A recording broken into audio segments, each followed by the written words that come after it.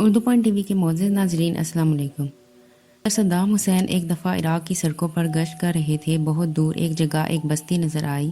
Saddam Hussein نے اپنے ساتھیوں سے کہا کہ چلو اس بستی میں چلتے ہیں، لوگوں کی خبر لیتے ہیں۔ ساتھیوں نے سنا تو بہت روکا کہ رات کافی ہو چکی ہے، ہم نہیں جانتے کہ کون سا دشمن یہاں پر موجود ہو، مگر صدام حسین نے پھر بھی اصرار کیا تو یہ لوگ بستی کی طرف چل رہے۔ یہاں پہنچے تو گھر پر دستک دی، ایک شخص نے دروازہ کھولا اور اپنے سامنے صدام حسین کو دیکھ کر حیران ہو گیا۔ ان کے ہاتھ چومنے لگا، خوشی کے مارے اس کی آنکھوں میں آنسو آ گئے۔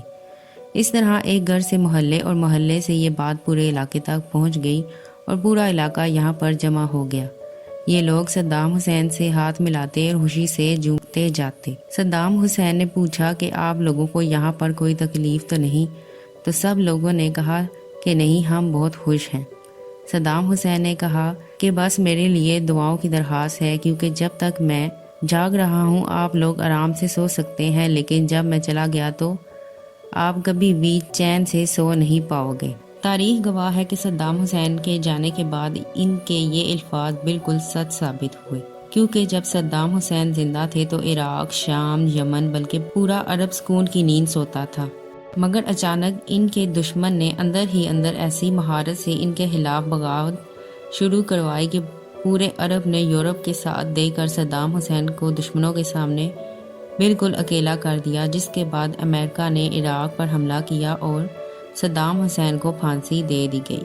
اور اس پھانسی کے بعد عراق کے ساتھ ساتھ شام، فلسطین، لیبیا اور افغانستان کوئی بھی محفوظ نہ رہ سکا۔ آج شام جل رہا ہے، سعودی عرب کے اندر بغاوتیں ہیں، یمن کے اندر جنگ ہے، فلسطین میں ظلم، پوری دنیا میں جہاں پہ بھی دیکھو مسلمانوں پر ظلم ہو رہے ہیں۔ لیکن تاریخ گواہ ہے کہ جب تک صدام حسین زندہ تھا اس وقت تک عرب کے اندر کوئی دہشت گردی نہیں تھی، کیونکہ صدام حسین عرب کا مجاہد تھا۔ صدام حسین کا یہ مجسمہ گرانے والا شخص آج رو رو کر یہ کہہ رہا ہے کہ کاش میں نے ایسا نہ کیا ہوتا، ہم ایک صدام کو ختم کرنے نکلے تھے یہ کہہ کر کہ یہ ہمارا دشمن ہے اور ظالم ہے، پر آج ہزاروں صدام ہم پر اپنی حکومت کر رہے ہیں اور ہمیں اپنا غلام بنا رکھا ہے، اور ہمیں صدام حسین سے آزاد کروانے والا امریکہ ہمارے ہی ملک پر بمباری کر کے اسے تباہ کر رہا ہے۔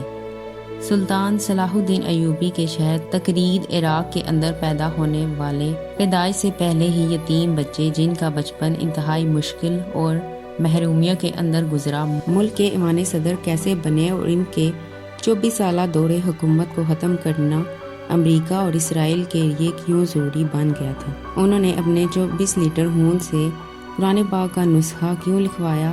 آج کی ویڈیو میں ہم صدام حسین کی زندگی کے کچھ ایسے پہلو جو کہ یقیناً آپ آج سے پہلے بالکل نہیں جانتے ہوں گے کے بارے میں جانیں گے، لہٰذا ویڈیو کو آخر تک دیکھیے گا، اور اگر آپ چینل پر نئے ہیں تو چینل کو سبسکرائب بھی کر لیجیے گا۔ صدام حسین 28 اپریل 1937 کو پیدا ہوئے۔ باپ کا سایہ سر پر نہ ہونے کی وجہ سے ان کا بچپن بہت ہی مشکلات سے گھرا ہوا تھا۔ 12 سال کی عمر میں انہوں نے اپنا گھر چھوڑا اور اپنے ماموں کے ساتھ رہنے لگے، جو کہ عراقی فوج کے اندر افسر تھے، اور اس وقت برطانیہ کی حکومت جس کے حکمران کنگ فیصل اول تھے اس کے سخت خلاف تھے۔ کئی بار اس حکومت کے خلاف مظاہرے کرنے پر انہیں گرفتار بھی کیا گیا۔ صدام حسین کے ماموں کی تربیت کا اثر تھا کہ وہ بھی ان کے مظاہروں کے اندر شامل ہو گئے اور کم ترین عمر کے اندر اسی وجہ سے 6 ماہ کی سزا بھی کاٹی۔ انہیں باقی نوجوانوں کی طرح شباب کی بجائے کتابیں پڑھنے اور شکار کرنے کا شوق تھا۔ اپنے پیسے جمع کر کتابیں خرید کر پڑھا کرتے تھے۔ 1958 انہوں نے اپنی چچا زاد سے شادی کی اور ان کی 3 بیٹیاں اور 2 بیٹے ہوئے۔ 18 سال کی عمر کے اندر وہ باس پولیٹیکل پارٹی میں شامل ہوئے۔ 1958 کے اندر برطانوی حکومت کے خلاف آخرکار انقلاب آ گیا اور اس بادشاہت کا خاتمہ ہو گیا، جس کے بعد اس سے بھی ظالم حکمران عبدالکریم قاسم اقتدار میں آئے۔ کچھ عرصہ بعد اس کا ایک دوست تقدیس شہر کے اندر قتل ہو گیا اور اس کا الزام صدام حسین پر لگایا گیا۔ انہیں اس الزام کے اندر گرفتار تو کیا گیا مگر ثبوت ناکافی ہونے کی وجہ سے چھوڑ دیا گیا۔ اس رہائی کے کچھ عرصہ کے بعد باس پارٹی کی ہائی کمان کے بغداد شہر کے اندر بلایا گیا اور وہاں پر انہیں صدر عبدالقیوم قاسم کو قتل کرنے کا مشن دیا گیا۔ اس کے لیے صدام حسین نے فوجی تربیت حاصل کی، جس کے اندر خاص طور پر ریوالور اور مشین گن کو ٹھیک نشانے پر مارنے پر خصوصی تربیت شامل تھی۔ صدام حسین نے اپنے 5 ساتھیوں کے ساتھ جنرل قاسم پر حملہ کرنے کا فیصلہ کیا اور وہ کئی دن تک صدارتی محل کے ارد گرد گھومتے رہے اور راستوں کا جائزہ لیتے رہے اور پلان بناتے رہے کس طرح سے حملہ کیا جائے اور کن کن راستوں سے فرار ہوا جا سکتا ہے۔ 17 اکتوبر 1959 کی دوپہر کو صدام حسین نے اپنی مشین گن کا رخ صدر قاسم کی گاڑی کی طرف کیا اور فائر کر دیا۔ 2 گولیاں لگی مگر وہ بچ گیا۔ جواب میں باڈی گارڈ نے بھی فائرنگ کی تو صدام حسین کا ایک ساتھی مارا گیا، جبکہ ایک گولی صدام حسین کی ٹانگ پر لگی۔ گرفتاری کی خوف کی وجہ سے وہ کسی ہسپتال کے اندر بھی نہیں جا سکتے تھے، لہٰذا پارٹی کے ایک ساتھی نے آپ کی ٹانگ سے گولی نکال کر پٹی کر دی، جبکہ حکومت نے اس حملے کے بعد ملک کی سرحدیں سیل کر دی اور جگہ جگہ پر چھاپے مارنے شروع کر دیے۔ لیکن صدام حسین نے اپنا حلیہ بدلا اور کسی طرح بغداد سے فرار ہونے میں کامیاب ہو گئے۔ دریائے دجلہ کے کنارے چلتے چلتے صدام حسین اپنے شہر کرید پہنچے اور راستے میں صدام حسین کو ایک پولیس آفیسر نے روکا، لیکن آپ نے گھبرانے کی بجائے انتہائی آرام سے بات کی، اور جب آفیسر نے آپ سے ID کارڈ مانگا تو آپ نے کہا ہم تو بدھو لوگ ہیں، ہمارے پاس شناختی کارڈ کہاں سے آیا؟ اس بات پر آفیسر نے بھی یقین کر لیا۔ اب چلتے چلتے صدام حسین کو راستے کے اندر دریا کو بھی پار کرنا تھا۔ یہ سردیوں کے دن تھے اور شام کا وقت تھا اور کشتیاں بھی چلنا بند ہو گئی تھی، لہٰذا انہوں نے دریائے دجلہ کے اندر چھلانگ لگا دی اور اس دوران وہ کافی زخمی بھی ہوئے، لیکن پھر بھی تیر کر اپنے گاؤں پہنچ گئے۔ گھر پہنچ کر انہوں نے تمام بات اپنی ماں اور سوتیلے باپ کو بتائی تو سب نے یہی کہا کہ اس وقت صدام حسین کا عراق رہنا بالکل ٹھیک نہیں، بلکہ ان کو شام چلے جانا چاہیے۔ دراصل شام کے اندر ہی باعث پارٹی کا ہیڈ آفس تھا اور وہ صدام حسین کو وہاں بلا رہے تھے، لہٰذا دمشق میں باعث پارٹی کے سربراہ نے صدام حسین کو ریسیو کیا اور یہاں سے انہیں اپنی تعلیم مکمل کرنے کے لیے مصر بھیج دیا گیا، جہاں پر صدام حسین نے لاء کی ڈگری مکمل کی۔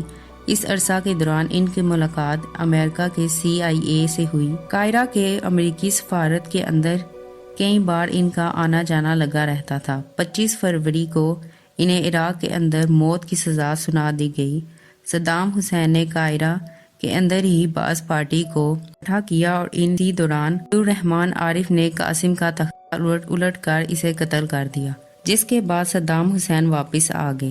1964 کے اندر باعث پارٹی کے کارکنوں کے حکومت خلاف ہونے پر گرفتاریاں شروع ہو گئی اور صدام حسین کو پھر گرفتار کر لیا گیا۔ اسی گرفتاری کے اندر انہیں باعث پارٹی کی پین عرب نیشنل لیڈرشپ کا کارکنر چن لیا گیا۔ 1966 کے اندر رہائی ملنے کے بعد وہ باعث پارٹی کے مرکزی قیادت کے اندر شامل ہو گئے اور اسی سال وہ ساتھیوں کے ساتھ وہ ٹینک پر سوار ہو کر صدارتی محل کے اندر داخل ہوئے اور تختہ الٹ دیا اور باعث پارٹی کے سربراہ میجر جنرل احمد حسن البکر کی حکومت کا اعلان کیا۔ صرف 2 مہینے کے بعد فوج نے احمد حسن بغاوت کی، جسے صدام حسین نے کچل دیا۔ باعث پارٹی نے ملک کی ترقی کے لیے سارا پلان شروع سے بنایا، ملکی عہدوں کے اندر تمام تر پالیسیاں بنائی اور عراق کو تیل کی وجہ سے دنیا کی ترقی یافتہ ملکوں میں لا کر کھڑا کر دیا۔ آخر کار پولیٹیکل سٹیبلٹی کے بعد لوگوں کا رہن سہن بہتر ہونے لگا، لوگوں کی آمدن بڑھنے لگی۔ 1970 میں احمد حسن البکر بیماری اور حادثات کی وجہ سے سیاست سے دور ہونے لگے۔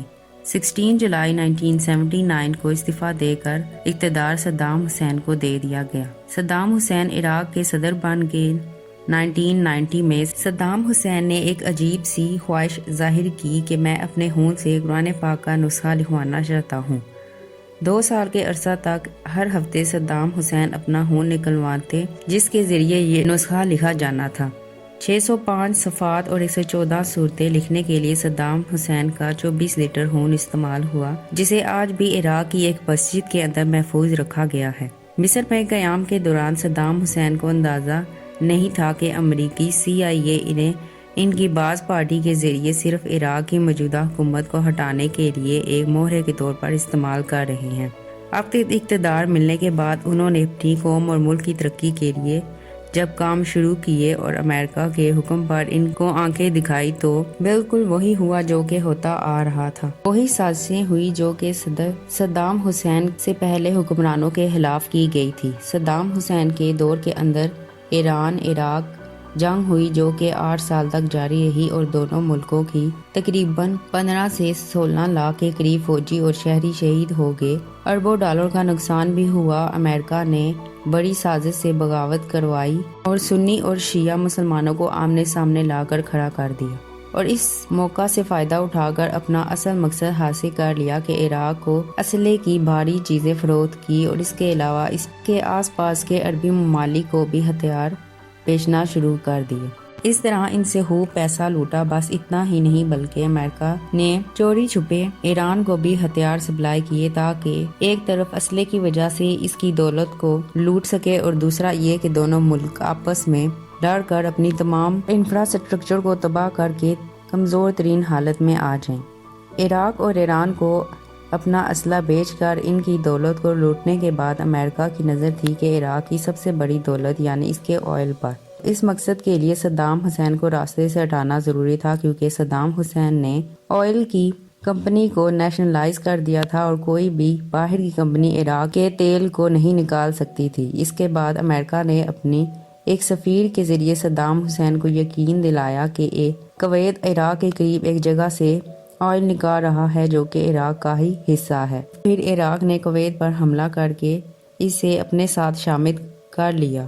اس بات پر لوگوں نے صدام حسین کو بہت سمجھایا کہ وہ کویت کو چھوڑ دے لیکن اس نے کسی کی نہ سنی، جس کے بعد امریکہ نے تمام عرب ممالک کو یہ یقین دلایا کہ عراق تمام عرب ممالک پر حملہ کر کے ان پر قبضہ کرے گا، خاص طور پر سعودی عرب کو۔ لہٰذا تمام عرب ممالک نے عراق کے خلاف جنگ کے لیے امریکہ سے مطالبہ کیا اور یوں امریکہ اپنی سازشوں میں کامیاب ہو گیا۔ اس کے بعد امریکہ نے اپنی ہر نیوز میں اس بات کو ضرور دکھایا کہ اب عراق کویت پر قبضہ کرنے کے بعد تمام عربی ممالک پر قبضہ کرنا چاہتا ہے۔ لہٰذا 30 خطوں کی فوج کے ساتھ مل کر اس پر جو حملے کیے گئے اس بارے میں تمام دنیا جانتی ہے۔ 28 فروری 1951 کو جب امریکہ نے عراق کے خلاف اپنی فوجی کارروائی شروع کی تو نہ صرف یہ کہ عراق کے 25,000 فوجی شہری ہلاک ہوئے اور 75,000 فوجی اور شہری زخمی ہوئے، بلکہ اس کے ساتھ ساتھ عراق کی فوجی طاقت چور چور ہو کر ختم ہو گئی اور وہ معاشی طور پر بھی تباہ ہو گیا۔ یہ پہلا موقع تھا کہ صدام حسین تمام عرب سے کٹ کے گیا تھا اور تمام عرب کویت کے معاملے کو لے کر اس سے بالکل الگ ہو گئے تھے۔ امریکہ نے اسی پر نہیں بس کی بلکہ عراق کے کو زبردستی اقتصادی پابندیاں عائد کر دی جو کہ 12 سال تک لگی رہی۔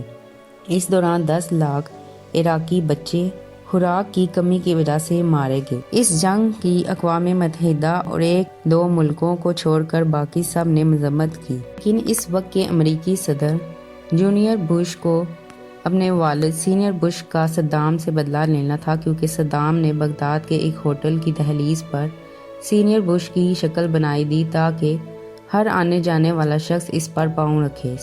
جونیئر بش نے آخرکار اپنا بدلہ لے لیا۔ اس جنگ کا مقصد صرف یہ تھا کہ عراق کی دولت کو ختم کیا جا سکے اور اس کی فوج کو تباہ کیا جا سکے تاکہ وہ کبھی اسرائیل پر حملہ نہ کر سکے۔ لہٰذا 20 مارچ 2003 کو عراق کی تباہی کی شروعات ہوئی۔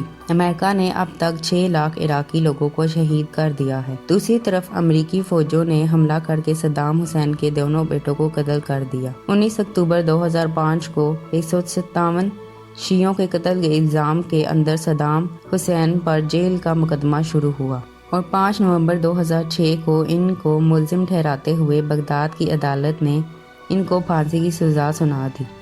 اپنے وکلاء کے مشورے سے انہوں نے سزا کے خلاف اپیل بھی دائر کی لیکن عدالت نے اس اپیل کو مسترد کر دیا اور پھانسی کا حکم جاری کر دیا۔ جمعہ 29 سے 30 ستمبر کی درمیانی شب صبح صادق سے ذرا پہلے صدام حسین کو پھانسی لگا دی گئی۔ یہ دن عید الاضحیٰ کا دن تھا۔ ان کی موت اصل میں اس بات کی دلیل تھی کہ امریکہ کے سامنے کھڑے ہونے والے ہر شخص کو ایسے ہی عبرت کا نشان بنایا جائے گا۔ تختہ دار کے اوپر جاتے وقت ان کے دائیں ہاتھ میں قرآن پاک تھا جو کہ انہوں نے اپنے گلے کے اندر پھندا ڈالتے وقت جلاد کو دیا اور کہا کہ یہ فلاں شخص کو دے دینا۔ انہوں نے غسل کیا، نماز پڑھی، قرآن پاک کی تلاوت کی اور پرسکون حالت میں تختہ دار کے اندر گئے، جسے دنیا بھر کی میڈیا نے کور کیا۔